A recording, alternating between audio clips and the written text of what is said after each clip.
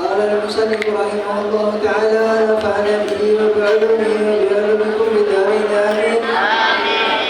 في باب آداب الاستعداد لسائر الصلوات إلى قال ثم صل الفرض بعد جواب المؤذن والإقامة وصلي بعده ركعتين قبل أن تتكلم فهما راتبة المغرب وإن صليت بعدهما أربعا تطيلهن فهن أيضا سنة. بسم الله الرحمن الرحيم. Alhamdulillah Rabbil Alamin. Alhamdulillah di petang sore hari ini kembali kita menyambung pelajaran kita dari kitab Bidayatul Hidayah karangan Syekh Muhammad bin Muhammad Al-Ghazali. Sampailah kemarin kita dalam pembahasan tentang bagaimana cara menjawab azan ketika azan maghrib berkumandang. Kemudian dijelaskan ketika azan maghrib sudah selesai maka bacalah doa Allahumma bacalah azan Allahumma rabb hadhihi da'wati tammah wa salati qa'imah ala sayyidina Muhammadin wasilata wa fadilah wa syarafa wa darajatan 'aliyatan rafi'ah wa ba'athu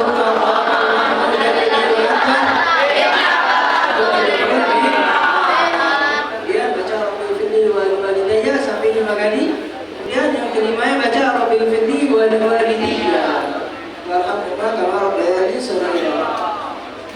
Itu kata Imam Ghazali, kalau sudah dengar adzan maghrib kemudian jawab adzan maghrib maka thumma shallil fardhi ba'da jawabil mu'adzin. Maka kata beliau langsung salat maghrib. Setelah adzan maghrib langsung salat fardhu. Ba'da jawabil mu'adzin wal iqamah. Setelah jawab adzan dan iqamah langsung salat maghrib. Kenapa?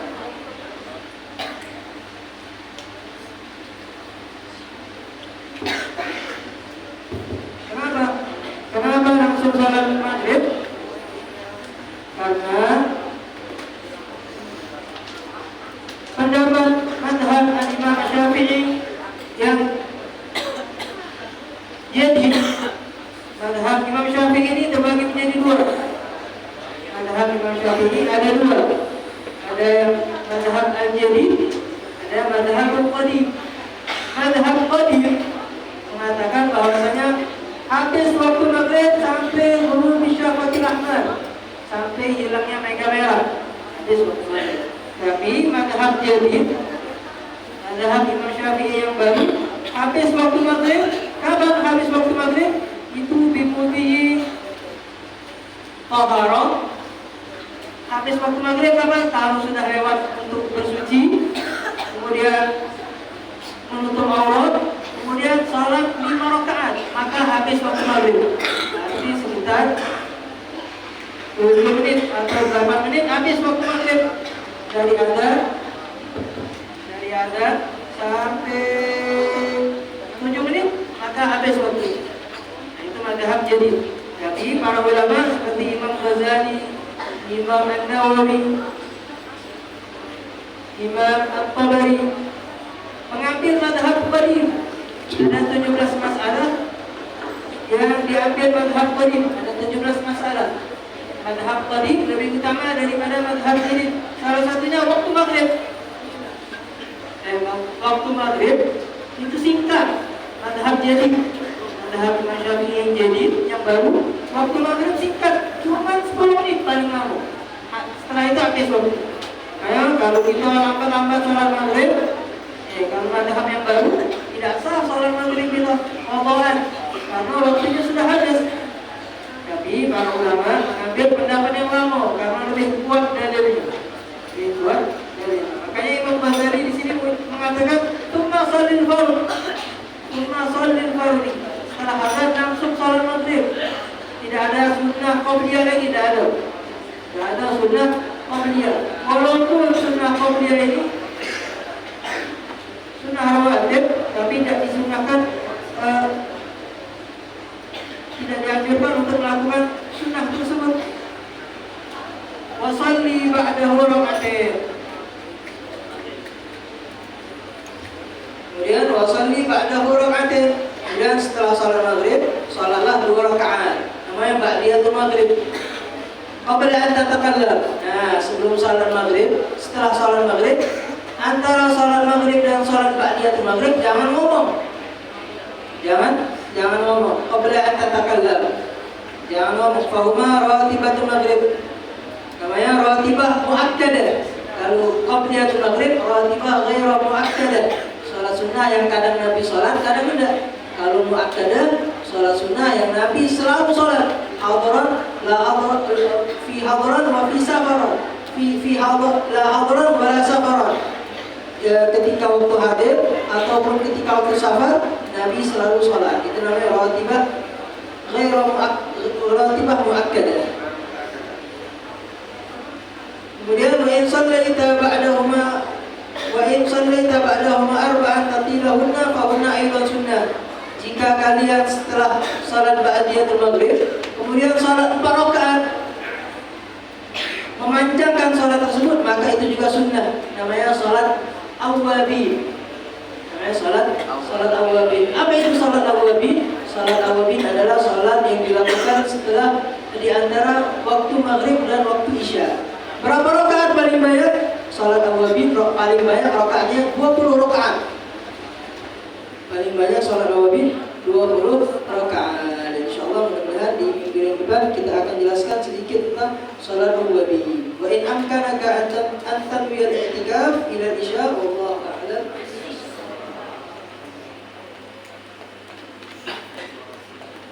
Bismillahirrahmanirrahim. Al-Musannif rahimahullah ta'ala wa nafa'ana bihi wa bi'ulumihi wa bi'ulumihi al-karim. Amin.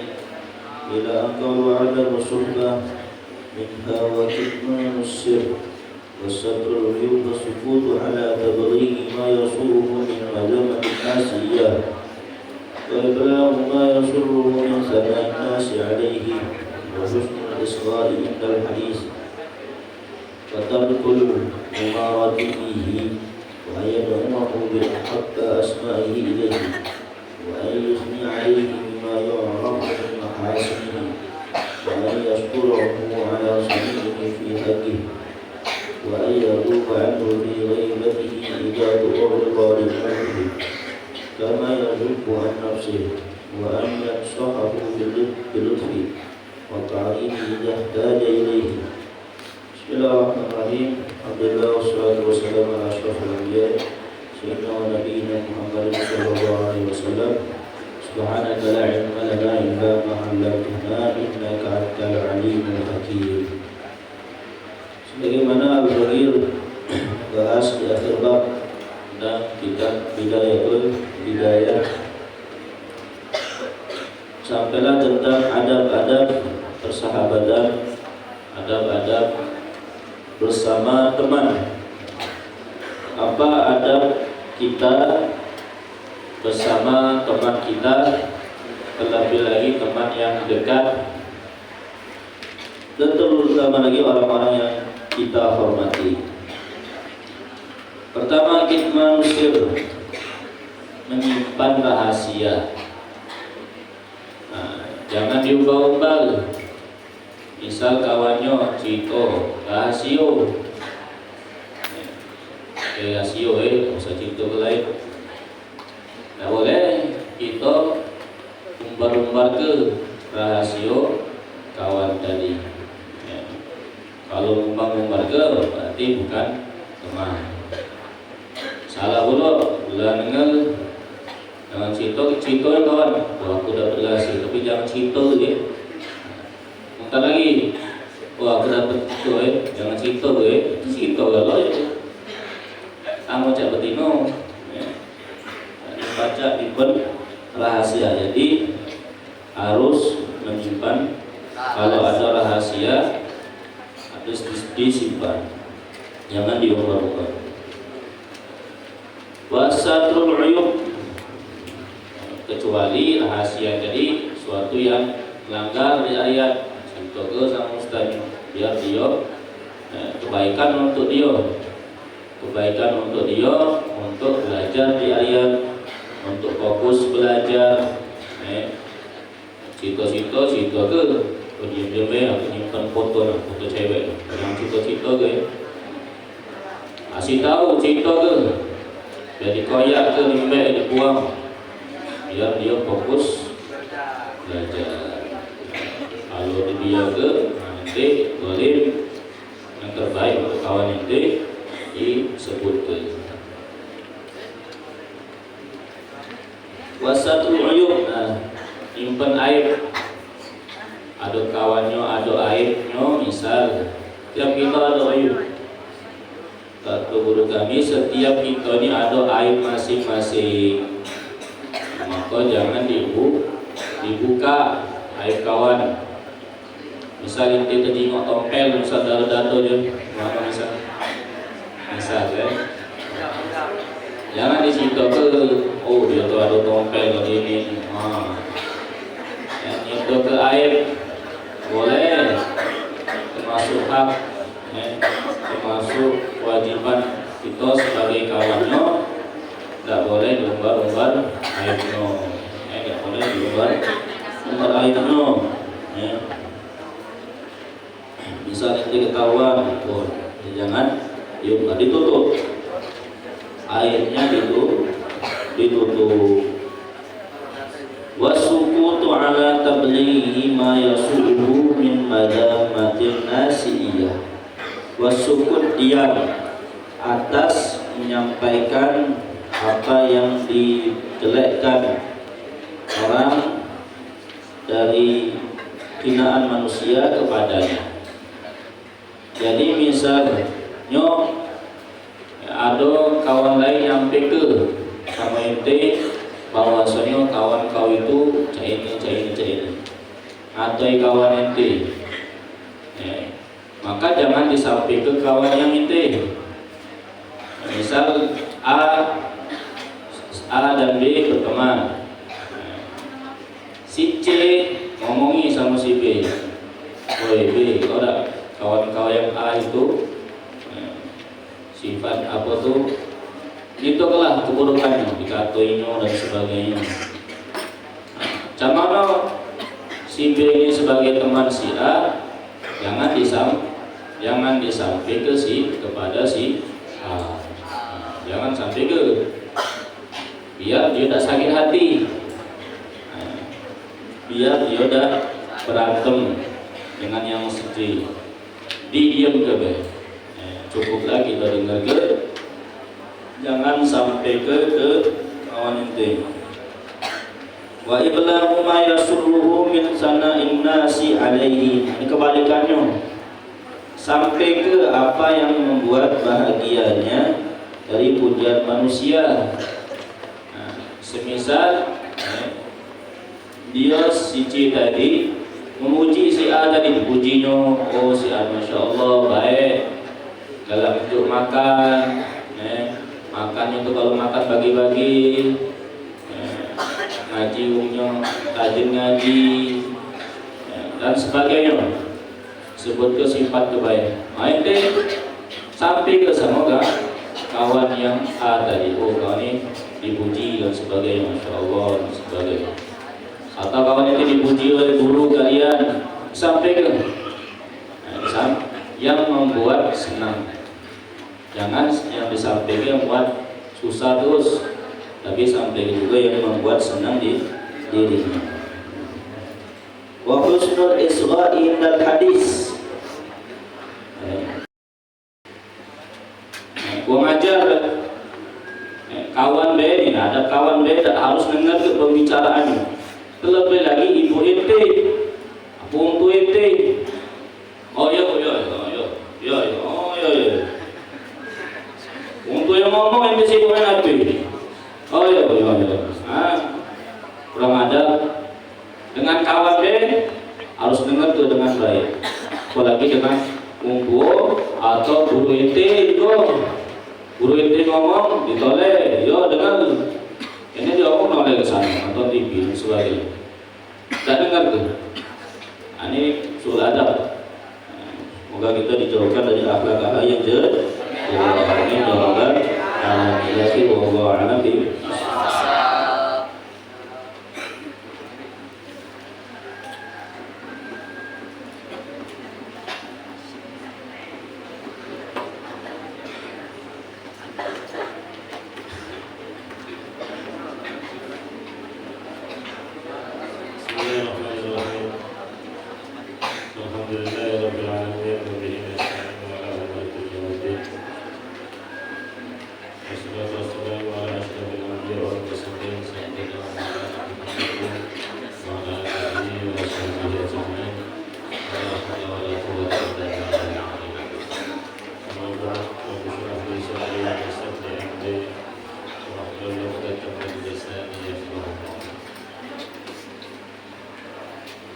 وقال المؤلف في هذا الكتاب أبويا سيد محمد بن علي المالكي الحسني رحمه الله تعالى ونفعنا به وبعلمه في الدارين آمين.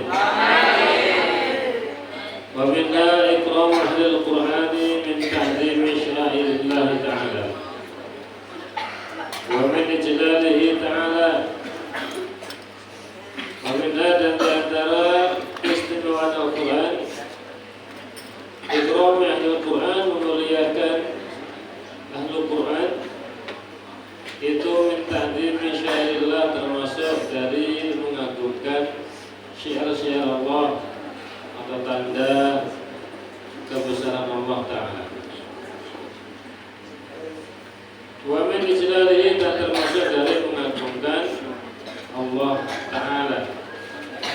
Allah Ta'ala, Allah Ta'ala berfirman, wa may 'azzim sya'irallahi fa innaha min taqwal qulub. Barang siapa mengagungkan syiar-syiar Allah, maka sesungguhnya syiar Allah itu adalah termasuk daripada takwanya hati. Istadalla al-Imam an-Nawawi radhiyallahu anhu bi hadhihi al-ayati ala wujub ikram ahli al-Qur'an. Al-Imam Nawawi membuat dalil bihadil ayat, dengan ayat ini ala wujub ikram ahli al-Quran, atas wajibnya memuliakan ahli al-Quran.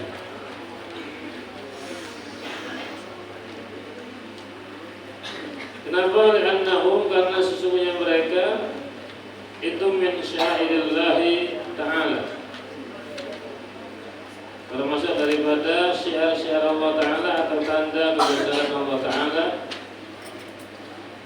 Kama yajibu ta'zimul ulama'i, sebagaimana wajib mengagungkan para ulama, sebagaimana wajib mengagungkan, memuliakan para ulama, alladzina hum hamalatu dinillahi ta'ala, yang mana mereka adalah pembawa agama Allah Ta'ala, wa syairihi, dan syiar-syiar Allah, tanda-tanda kebesaran Allah. Wala yajuzu idahum, dan tidak boleh menyakiti mereka. Wala yajuzu idahum, dan tidak boleh mengganggu atau menyakiti mereka. Ini keistimewaan yang lainnya masih berkenaan dengan keistimewaan Al-Quran, bahwa mengagungkan, memuliakan orang yang punya Al-Quran, punya hafalan Al-Quran, itu adalah termasuk mengagungkan syiar-syiar Allah. Karena orang itu yang punya hafalan, habis baca Al-Quran, adalah termasuk orang pilihan Allah. Orang yang dipilih Allah, mendapat amanah dari Allah, dititipkan Al-Quran padanya.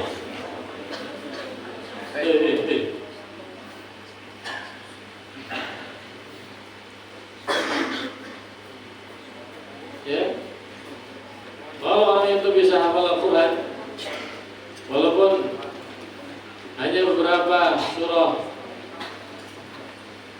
apalagi beberapa juz, bahkan sampai hafal, berarti orang tersebut adalah pilihan Allah Subhanahu wa Ta'ala. Begitu juga halnya para ulama. Makanya di sini Al-Imam Nawawi membuat dalil dengan ayat ini sebagai dalil atas wajibnya memuliakan kepada Ahlul Quran, karena mereka adalah min syairillah. Sebagaimana wajib juga mengagungkan para ulama, yang mana mereka, para ulama itu sendiri adalah, misalnya sudah kalian kenal, adalah warasatul anbiya. Mereka adalah hamalatud dinillahi ta'ala wa syariah. Mereka adalah yang membawa agama Allah dan syiar-syiar Allah Ta'ala. Dan tidak boleh mengganggu mereka, menyakiti mereka, mencerca mereka, tidak boleh. Ya.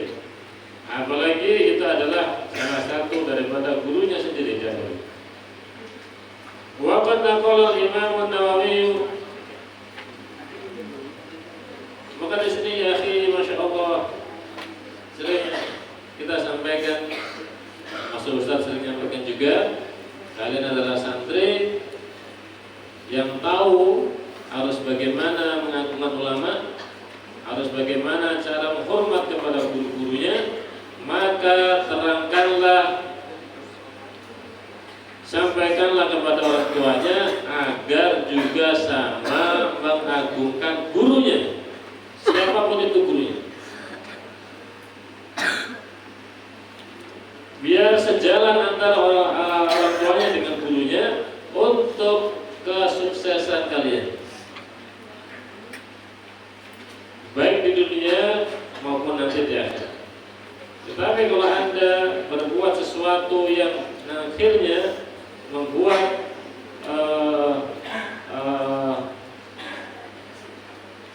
tidak sejalan antara guru dengan orang tuanya, yang rugi adalah Anda sendiri. Maka jangan ya. Orang tuanya sudah tiada, Anda yang melanjutkan estafet kehidupan ini dengan susah payah nanti, tanpa ada ridho daripada guru-guru tersebut. Ya, jangan dan tidak boleh menyakiti mereka para ulama. Kita kenal dan kenal, kalau dia orang ahli ibadah, ahli ilmu, maka wajib hormat, wajib kita muliakan. Apalagi itu adalah gurunya sendiri, Masya Allah, harus lebih lagi ta'zimnya kepada gurunya. Tidak hanya ta'zim di depannya, di belakangnya pun sama harus ta'zim. Gurunya diumpetin, gurunya diumpetin, sebutkan jelek-jeleknya, Masya Allah. Sekali kita berguru sama orang itu, kita tahunya adalah dia guru saya. Kalau Anda membicarakan tentang beliau, Anda melawan sama saya. Itu mestinya santri. Baru Anda akan dapat ilmu yang berkah di sini. Ya? Siapapun gurunya, apapun beliaunya, baik itu melanggar syariat atau berpolitik atau yang lainnya, tahunya kita berguru. Ya, makanya ketika belajar harus benar-benar memilih guru. Kita mondokkan anak, harus benar-benar nyari guru yang benar. Guru itu punya guru enggak guru itu? Siapa gurunya itu? Gurunya guru yang ada di pesantren itu siapa? Jelas tak dia dulu ke pesantren? Ini penting sekali ini.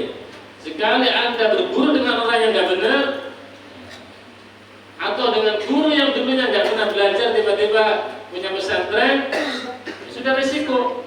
Anda tetap harus ta'zim kepada orang itu sebagai gurunya. Paham maksudnya? Sekali itu guru agama, guru menerangkan tentang agama Allah, memberikan kebaikan, ilmu, harus kita ta'zim. Siapa pun mereka. Ini penting ini ya, ya, jangan macam-macam kalian. Tanamkan jiwa Anda untuk ta'zim, senang sama gurunya, biar ilmunya berkah. Yakin tak? Percaya dengan ada berkah? Percaya. Kita ini krisis yang seperti ini nih. Yang tahu dengan ilmu ada berkah itu pesantren. Yang di luar pesantren yang ngerti, tahunya belajar, bayar, pulang, belajar, bayar, lulus, kemudian lulus lagi, S1 kerja sukses, mati akhirnya. Ya. Itu di luar sana. Kita enggak, kita ini ingin sukses di dunia dan kaget sampai nanti di akhirat. Kita punya guru, kita gandoli nanti juga di akhirat. Gurunya masuk surga, kita masih diingat oleh guru kita, masuk surga juga. Atau sebaliknya, gurunya terjerumus, kita bisa nolong gurunya, dan lain sebagainya. Ini yang terpenting itu.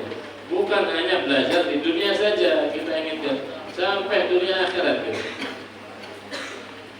Waqad naqala al-Imam an-Nawawi 'an al-Imamain al-Kabirain Abi Hanifah wa Syafi'i radhiyallahu ta'ala anhuma, dan Imam Nawawi juga mengambil daripada dua imam yang besar, yaitu Abi Hanifah dan Imam Syafi'i radhiyallahu ta'ala anhuma, annahuma qala, sesungguhnya beliau berdua mengatakan wali-wali Allah,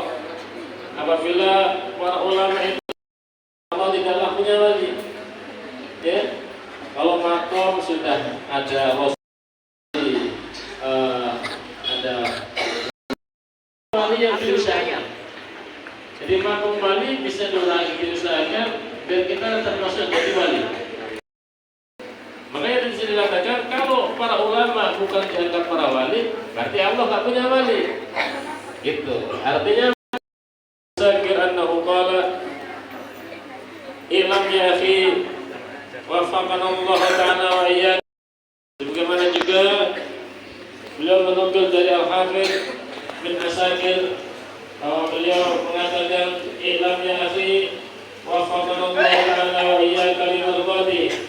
Ketahuilah wahai saudaraku, semoga Allah memberikan taufik kepada kita dan kepada kami dan kepada takut padanya. Wa yattaqihi haqqa tuqatihi, dan bertakwa kepadanya dengan sebenar-benar takwa. Isi omongannya adalah anna luhumal ulama'i masmumatun. Sesungguhnya dagingnya para ulama itu masmumatun, beracun. Sesungguhnya dagingnya para ulama itu adalah masmumatun, beracun. Hati-hati dengan ulama. Orang itu adalah menjadi kekasih Allah. Kalau ada orang yang berani mencerca, memaki-maki, ya, hati-hati. Luhum ulama masmumatun. Wa'adatullah ta'ala fi hatakil ashtari muntaqasihim ma'lumatun. Dan kebiasaan Allah di dalam mengkoyak menutup kekurangan mereka itu maklumatun diketahui. Wa anna man atlaqa lisanuhu fil ulama'i bithabi, dan sesungguhnya orang yang mengucapkan lisannya, yang lisannya mengucapkan fil ulama'i tentang ulama, orang yang lisannya mengucapkan tentang ulama bithabi dengan mencela, mencaci maki, ya, mengingat itu mencaci maki ulama. Hati-hati main HP, ada orang di video itu atau di rombongan itu mencaci maki habaib, mencaci maki ulama itu. Hati-hati, ya. Orang yang seperti itu ibtalahu Allah Ta'ala qabla mautihi bi mautil qalbi. Allah mengujinya atau memberikan bencana kepadanya sebelum matinya bi mautil qalbi, dengan matinya hatinya mati keras, tak bisa diingatkan lagi, ya, hatinya matinya jelek. Falyahdharil ladzina yukhalifuna an amrihi an tusibahum fitnatun aw yusibahum adzabun alim. Falyahdhar, maka hendaknya takut, alladzina yukhalifuna an amrihi, orang-orang yang menyalahi dari perintah-perintah Allah, antusibahum, untuk ditimpa fitnatun, cobaan, untuk tertimpa cobaan, ayusibahum adzabun alimun, atau mereka tertimpa siksaan yang pedih, ya. Baik nanti di dunianya akan ditunjukkan oleh Allah, dan juga otomatis bersambung berlanjut siksaan nanti di akhirat. Wa Nabi Musa al-Asy'ari radhiyallahu ta'ala anhu qala ila akhirih wa ada akhlafan wa bin akhana wa syahab an Abi Hurairah. Hadis berikutnya katakan Nabi Muhammad bersabda, ayat tanda-tanda orang munafik itu ada 3 sifat di antara orang munafik ada 3. 1, kalau idza hadatsa, kalau dia berkata bohong. Wa idza wa'ada akhlafa, kalau dia berjanji dia ingkar. Jangan main. Oleh sidak main pulau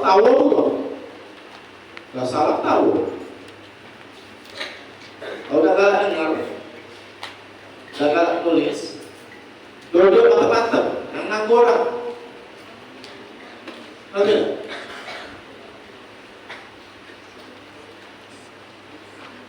Wa yaktu minah khana. Kalau di jamak dia khianat. Al-munafiq. Apa al-munafiq? Artinya izharu syai' ghairu ma yubtin. Menampakkan sesuatu yang berlainan dengan hatinya, atau menampakkan sesuatu zahir yang berlainan di dalamnya, atau artinya bermuka dua.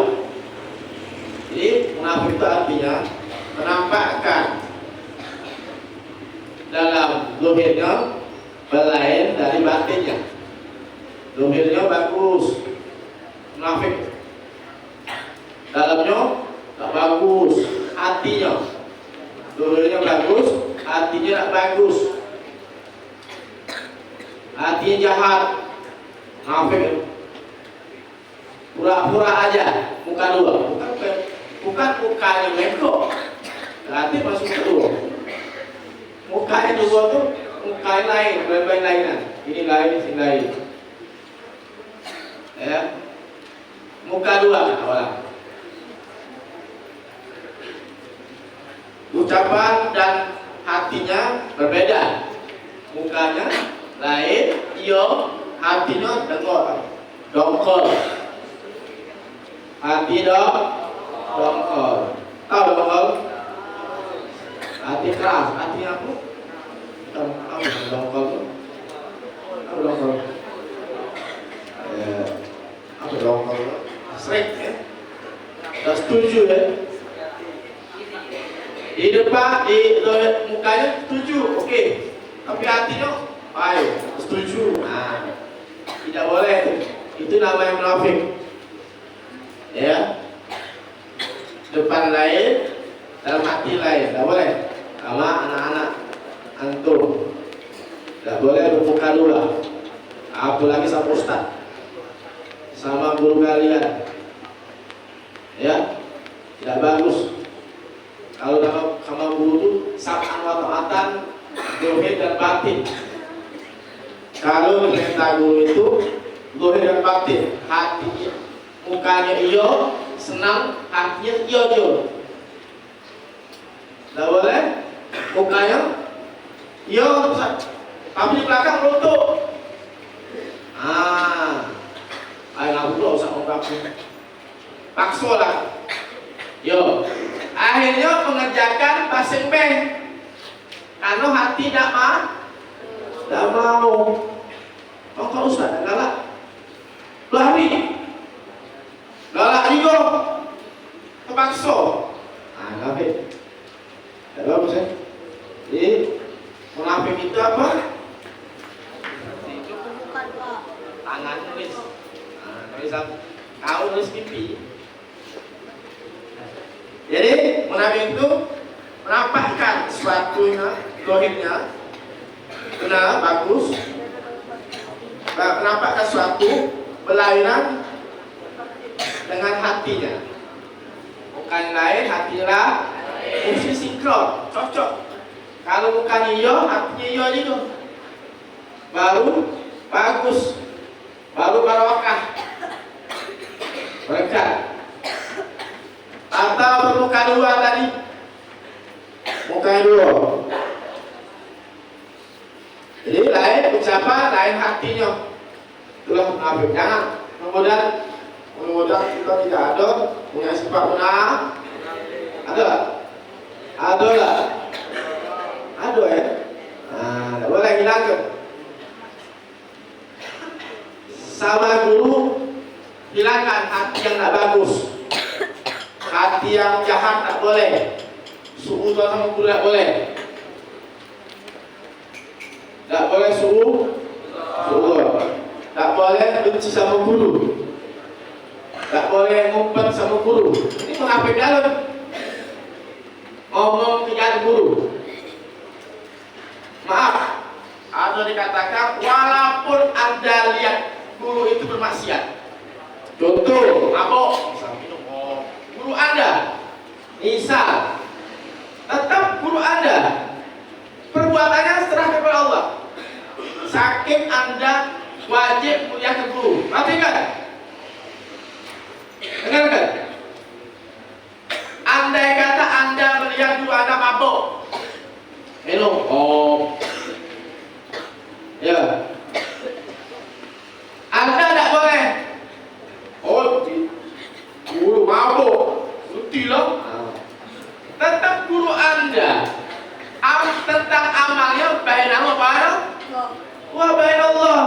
Anda kata, sakit Anda wajib muliakan guru. Ini sekarang ini guru apa namanya? Sekarang ini banyak kurang menghargai guru, kurang muliakan guru. Kenapa perintah itu wajib Anda muliakan guru? Wajib, bukan guru minta muliakan. Wajib muliakan guru, wajib tak kepada guru. Dengarlah kamu. Wajib memuliakan guru, wajib. Kata Nabi, bapak kalian ada 3. Bapak yang lahir, penyebab kau lahir, bapak kau. Sudah kan? Bapak yang sebab kau lahir. Kau jongol, bapak kau. Bapak kau jongol. Tahu? Tak tahu. Bapak yang menyebabkan kau lahir. Bin Sebulan, bin Suki, bin Yuna. Namun bapak sama, anak sama bapak sama namun. Masih loh. Alas, 1. Ini sudah. Setelah lagi. Dengar. Kedua, bapak yang mengajarkan kau, memberikan ilmu. 2. Ketiga, kakek. Susah sudah. Guru yang bapak yang memberikan anaknya pada kau. Artinya istri kau, bapak bini kau. Mertua. Belum. Masih lama. Tak sampai pikir lagi. Tak sampai pikir dulu. Masih lama. Sekolah dulu masih panjang. Masih panjang, jauh. Kalau ini boleh tak? Kawin boleh. Kamu belum ya? Jangan terpikir dulu. Jangan terpikir. Pikirnya berat. Siapa yang mulia kamu? Yang kedua, yang paling mulia, gurumu. Benar tak? Itu kan Ustaz, Nabi ngomong. Ustaz nyampe ke me? Ya, karena kenapa yang paling mulia? Karena dengan gurumu bisa kenal dengan Allah, kenal dengan Nabi Muhammad, baca maco, baca semayang, baca galau-galau. Kamu guru pesantren. Ayo. Jadi Ustaz nyambung ya. Wajib memuliakan tamu, muliakan guru. Sama saja kalian muliakan orang tua kalian. Bahkan lebih dimuliakan. Lebih. Bapak kalian kan? Bagaimana Anda tidak mau menyusahkan orang tua kalian, juga harus bagaimana orang tuanya tidak susah. Betul tidak? Sebagaimana Anda tidak mau menyakiti orang tua kalian, juga kalian harus bagaimana tidak menyakiti guru. Termasuk menyusahkan orang tua, begitu juga. Jangan orang tuanya diangkat-angkat, gurunya dicampakkan, dimusuhi, dibenci.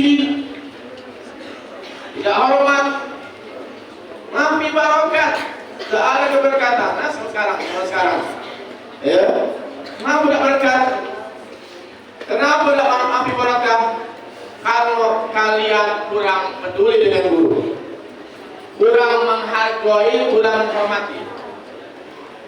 Betul? Paham tak? Ngerti? Nah. Ya, jadi apalagi perintah guru harus sab'an wa ta'ata. Mukanya senyum, muka ya, hatinya senyum. Muka senyum, hatinya sab'an wa ta'ata. Apa lagi? Umut. Sudah cerita. Ada. Ya. Kali pukul agak. Ustaz, guru mukul kalian marah. Ngapa dia mukul? Ada ustaz cerita. Ustaz, anak kalau mukul budak anak ya, nah mukul anak marah, lari. Mengut kain. Ada lah itu? Ada. Inilah mengulang nilai keberkatan. Mengulang nilai keberkatan. Mana berangkat? Guru marah. Apa namanya itu? Namanya mendidik. Harus dimarahi, harus dipukul. Kalau galak dimarahi, kalau Anda tak galak dimarahi dulu, tak mau dipukul. Cukup di rumah balik. Bukan bapak yang ngajar, bukan bapak yang didik. Nak mana orang yang didik? Betul tak? Kalau Anda tak mau dimarahi guru, tak boleh pukul itu mendidik. Tak mungkin guru itu kalau pukul tanpa salah. Tak mungkin guru itu marah tanpa salah. Namanya menegur. Justru kalau kalau ada salah, guru diam. Nah, guru itu dipertanyakan. Benar apa guru? Benar guru? Dipertanyakan. Kalau guru itu marah, mukul, sudah wajib. Sudah harus insya Allah guru itu mendidik, menyerah, sayang, supaya kalian itu kembali jangan marah. Jadi kalau Anda, dengar, kalau Anda marah dipukul, marah dimarahi guru, tindakan angkat kaki kalian. Suruh bapaknya didik, suruh maknya ngajar, bacalah. Mana baca? Justru ditaruh sila karena orang tua tak sanggup. Ya. Ayo, ngertilah. Ini Ustaz bilang ini karena pernah ada guru yang Ustaz. Hati-hati ya. Hati-hati. Kata Imam Ali, ana abdun man allamani harfan wahidan. Saya hamba. Siapa yang mengajarkan aku satu huruf, harfan wahidan, satu huruf, alif. Nah, huruf dah. Hei. Kata Imam Ali, barang ana abdun man allamani harfan wahidan. Saya hamba. Siapa mengajarkan aku satu huruf, alif, hambo. Hambo apa? Zaman dulu. Hambo terus samaran barang milik. Bebas kendak, harus dibuat apa? Bebas. Namanya milik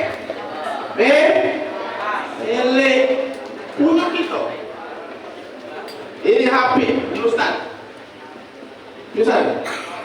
Nggak usah buang, langsung kau. Hak Ustaz. Nak dipakai, nak dibuang, nak dimana terserah. Hak Ustaz. Punya Ustaz, bebas. Itulah hamba zaman dulu. Hamba